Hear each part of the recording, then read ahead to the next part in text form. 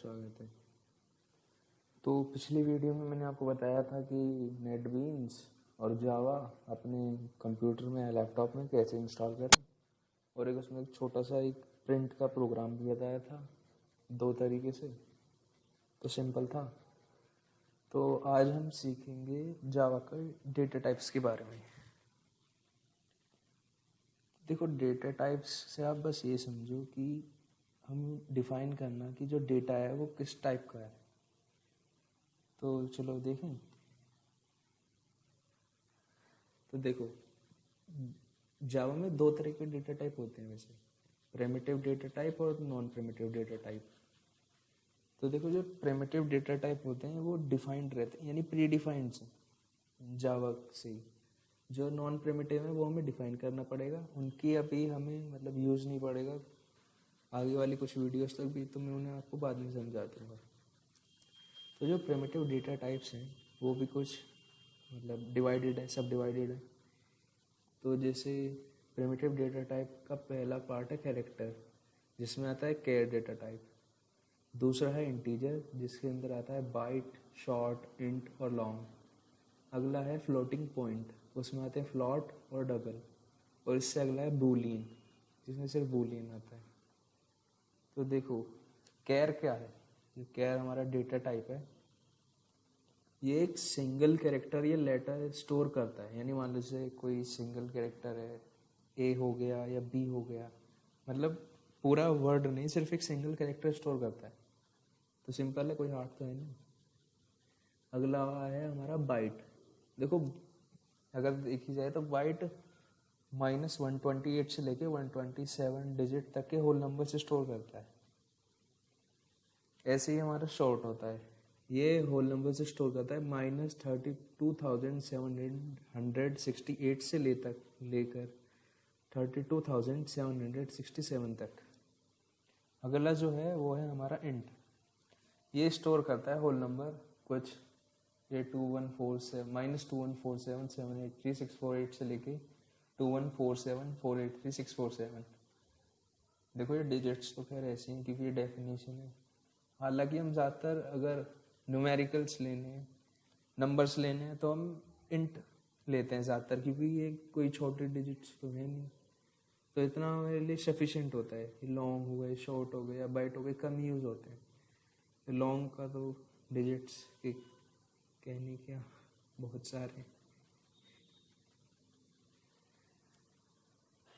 ठीक है, तो ज़्यादातर हम इंट लेते हैं, लॉन्ग लेते हैं।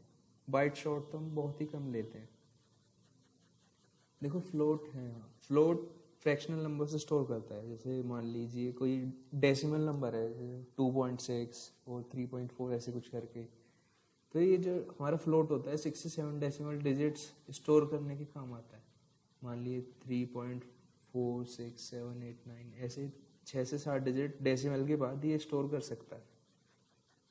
जो हमारा डबल है वो भी मतलब इसी काम आता है, लेकिन जो उसकी कैपेसिटी है वो 15 डेसिमल डिजिट्स तक की है। तो ज़्यादातर हम डबल ही यूज़ करते हैं। देखो, जो बूलियन होता है ना, वो सिर्फ ट्रू या फॉल्स स्टोर करता है, इसके अलावा ये स्टोर नहीं करता, ज़्यादातर करता ही नहीं। जो हमारा अगला डेटा टाइप है वो है स्ट्रिंग। देखो, ये ऊपर मेंशन नहीं था यहाँ इसमें चार्ट्स में, लेकिन ये भी काफ़ी यूज़फुल डेटा टाइप है। ये एक सीक्वेंस ऑफ कैरेक्टर्स स्टोर करने के काम आता है। मान लीजिए कोई वर्ड है, जैसे मान लीजिए हेलो वर्ल्ड हो गया, और भी लैपटॉप, कंप्यूटर्स, जावा। ये मतलब एक वर्ड नहीं है, एक सीक्वेंस ऑफ कैरेक्टर्स है, तो ये उसे स्टोर करने में काम आता है।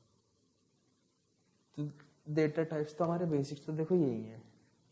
अब जैसे कुछ जावा से रिलेटेड कुछ बात थी जो मैंने आपको बतानी थी। देखो, जावा के जो कंपाइल टाइम एरर होते हैं ना, वो बहुत ही बेसिक्स हैं। यानी मान लो जैसे हमने पिछली वीडियो में वो लिखा था system.out.println, तो उसमें हमने सिस्टम का एस बड़ा लिया था, SYSTEM। तो ये जो सिस्टम मैंने यहाँ लिखा है ये एक करेक्ट सिंटेक्स है, लेकिन अगर हम इसकी जगह SYSTEM लिखें, यानी एस हमारा स्टार्टिंग वाला स्मॉल लेटर है, तो वो एरर आएगा। क्योंकि जितने भी क्लास के नेम होते हैं ना, ये सब क्लास हैं। वो हमेशा कैपिटल लेटर से स्टार्ट होते हैं। मान लीजिए जैसे हमने और जो हमारा प्रिंट था, अगर हम उसको कैपिटल में लिखें, मतलब उसका पी कैपिटल करें, तो भी वो एरर आएगा, क्योंकि प्रिंट जो है वो एक मेथड है और मेथड हमेशा स्मॉल लेटर्स से स्टार्ट होते हैं। तो प्रिंट ये वाले ऐसे लिखोगे तो सही आएगा, ये गलत आएगा जावा में, क्योंकि जावा एक केस सेंसिटिव लैंग्वेज है, क्योंकि उस पर कैपिटल स्मॉल का बहुत फर्क पड़ता है। और एक सबसे इम्पॉर्टेंट चीज़ जो ज़्यादातर एरर का कॉज होता है वो है सेमीकोलन। बहुत से यूजर्स सेमीकोलन लगाना भूल जाते हैं, तो उस वजह से उसका एरर आता है। हालांकि जावा की खासियत है जो उसका रोबस्ट फीचर है, वो हमें बता देता है कि क्या एरर आ रहा है, लेकिन फिर भी कई बार भूल जाते हैं। तो सेमीकोलन, जैसे आपने जावा में देखे होंगे, ये ब्रैकेट्स होते हैं ऐसे करके, और आपके डिफरेंट टाइप्स ऑफ ब्रैकेट्स हैं। ये हो गया, और आपका ये हो गए।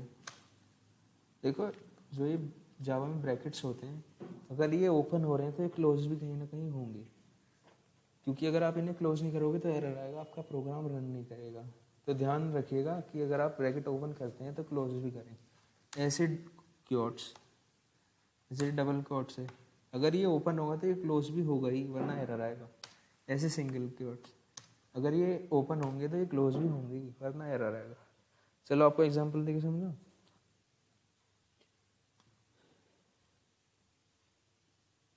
हमारा पिछली वाली एप्लीकेशन जो हमने पहले बनाई थी वो बेसिक थी शायद, देखते हैं।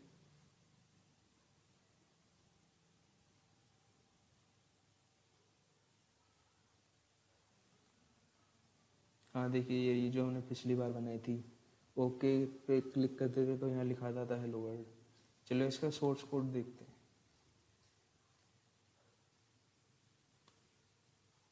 देखिए जैसे ये,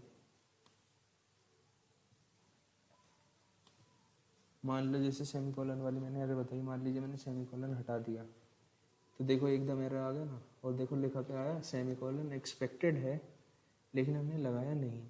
तो मान लीजिए सेमीकोलन लगाया, हो गया। अब मान लो जैसे यहाँ ब्रैकेट से क्लोज ब्रैकेट से, मान लो मैंने इसे रिमूव करा, मान लो चलो ये वाला करते हैं। ये वाला हमने, जो ये ब्रैकेट ओपन हुआ है, हमने इसे क्लियर कर दिया फॉर एग्जाम्पल। चलो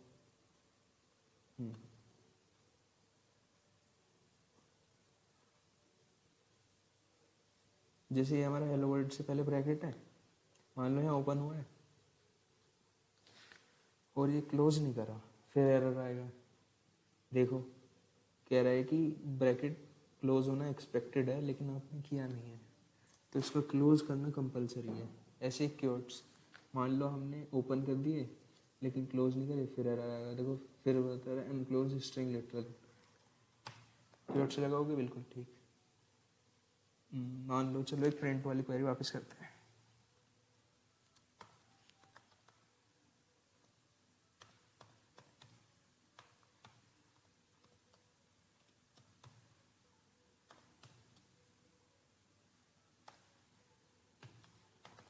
वैसे इसकी खासियत है, अगर आप इसे ओपन करोगे ब्रैकेट से, क्योट्स ये अपने आप क्लोज हो जाएंगे।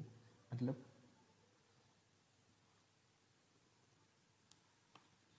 अब देखो जैसे ये system.out.println हेलो वर्ल्ड, जैसे सिस्टम एक क्लास है, अगर हम इसका ऐसे स्मॉल करेंगे तो एरर आएगा, ये पैकेज ही फाउंड नहीं होने का है।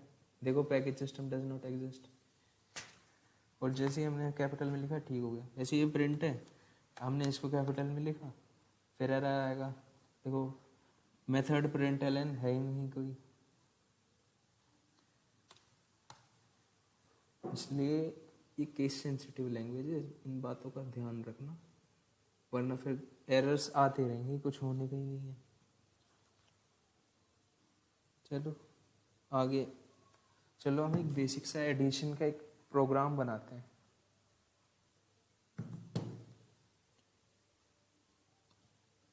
न्यू प्रोजेक्ट लेते हैं,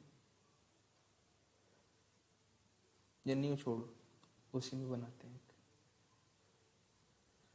डिफ़ॉल्ट पैकेज पे गए, राइट क्लिक करा, न्यू पे गए, फ्रेम फॉर्म पे गए। जे फ्रेम तो आपको बता ही दिया था मैंने उस दिन क्या होता है। ओपन हो गया। चलो एक एडिशन का प्रोग्राम बनाते हैं। मैं आपके जो स्विंग कंट्रोल से जो मैं यूज़ करता रहूँगा, मैं आपको उसके फंक्शंस, उसकी स्पेसिफिकेशंस बताता रहूँगा। जैसे हमने स्टार्टिंग की लेबल से। देखो लेबल एक ऐसा स्विंग कंट्रोल है जिसमें हम अनएडिटेबल टेक्स्ट एंटर कर सकते हैं। मान लो जैसे हमने इसमें टेक्स्ट एंटर किया, मतलब हेडिंग दी एडिशन कैलकुलेटर फॉर एग्जांपल, कुछ भी दे दो।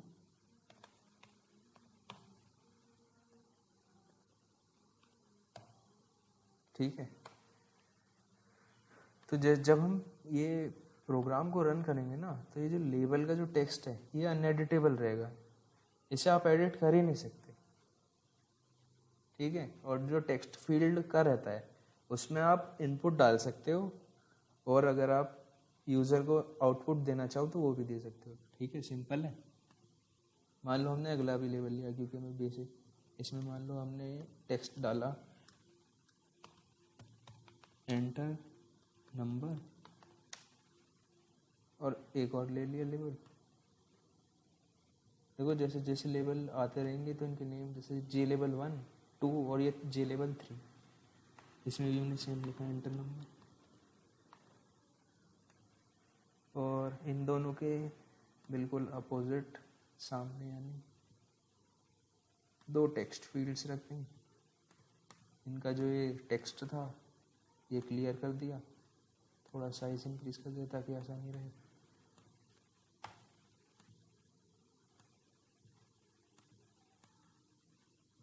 ठीक है, एक लेबल और ले लेते हैं, ये जे लेवल 4 हो गया, क्योंकि रिजल्ट दिखाने के लिए भी एक लेवल चाहिए। ठीक है, ये लेवल हो गया, इसके सामने एक टेक्स्ट फील्ड ले ली, सिंपल है, क्योंकि जो रिजल्ट डिस्प्ले होगा वो टेक्स्ट फील्ड में ही होगा। इसका टेक्स्ट क्लियर करा, इसका साइज इंक्रीज करा, और हम एक बटन ले लेते हैं क्योंकि हमें ये एग्जीक्यूट भी करना है ना। तो बटन, जब भी हम बटन क्लिक करते हैं तो एक इवेंट परफॉर्म होता है। इवेंट का मतलब प्रोग्राम रन होता है। ओके, या लोगों इस पर कैलकुलेट बटन लिख दो, कैलकुलेट। ठीक है,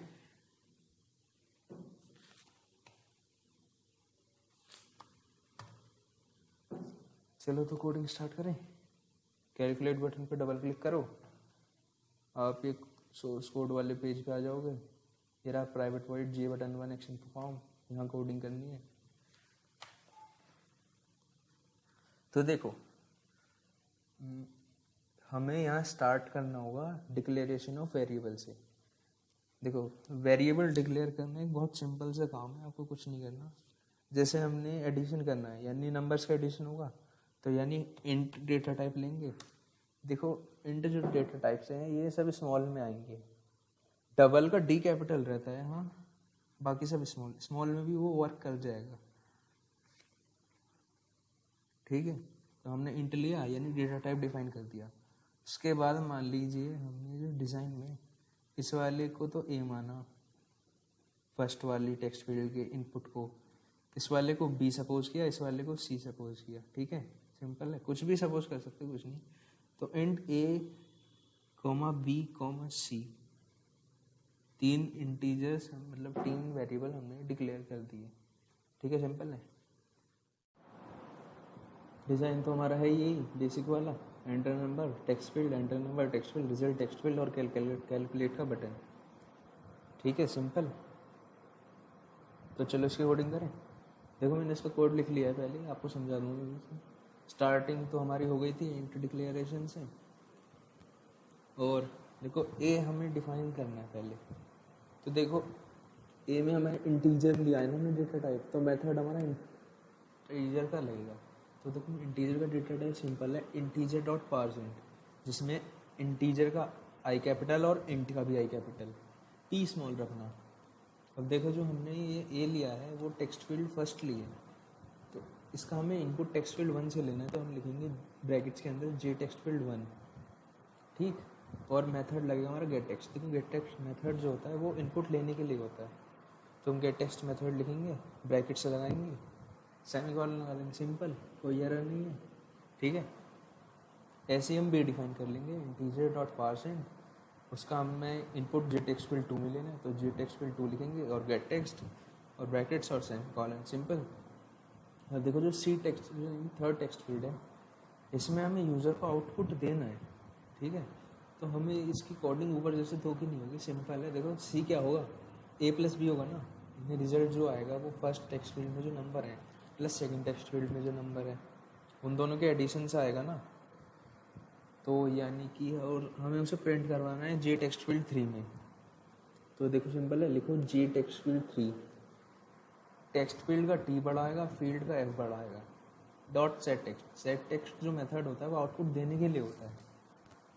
ब्रैकेट में डबल कोट्स लगाओ और प्लस लगा के सी, क्योंकि हमें सी प्रिंट करवाना है, ठीक है। और सेमीकोलंस और यहाँ का प्रोग्राम बन गया, सिंपल है, कोई हार्ड तो है नहीं। एक बार रन करके देखें, अगर ना आए तो कुछ पूछ लेना, अगर कहीं एरर्स हैं तो बता देना। चलो रन करके देखते हैं, ग्रीन ट्रायंगल पे क्लिक करो,